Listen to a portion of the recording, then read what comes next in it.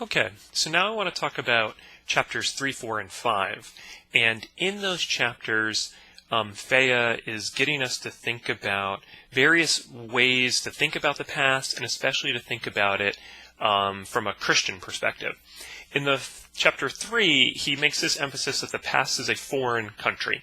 And this is a refrain oftentimes from historians trying to get people to think, to realize that people in the past, societies in the past, cultures in the past were different than they are today.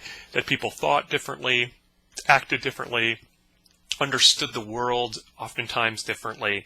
And so recognizing the past as a foreign country, according to Thea, is really helpful to encourage empathy and humility, which he sees as like two kind of psychological or therapeutic almost outcomes of what the study of history can do for people. So empathy, the ability to feel, to put yourself in other people's shoes, to see the world through their eyes. And then humility, to recognize that my way isn't the only way, that my way of thinking about how the world works or approaching a problem isn't the only way. And he thinks those are good tools just for living.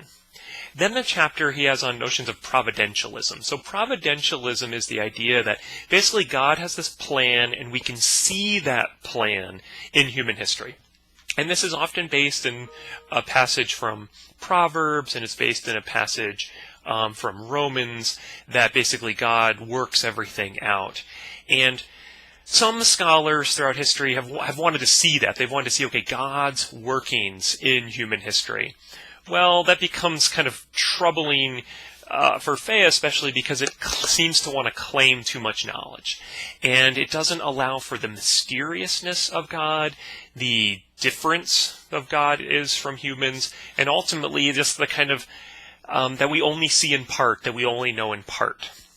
And then finally, Thea says, even though providentialism might not be the best way to approach history as a Christian, Christianity offers some resources, some ways of thinking and approaching the world that can be beneficial for studying the past. One is that humans are made in God's image, so recognition of the good that is from humanity.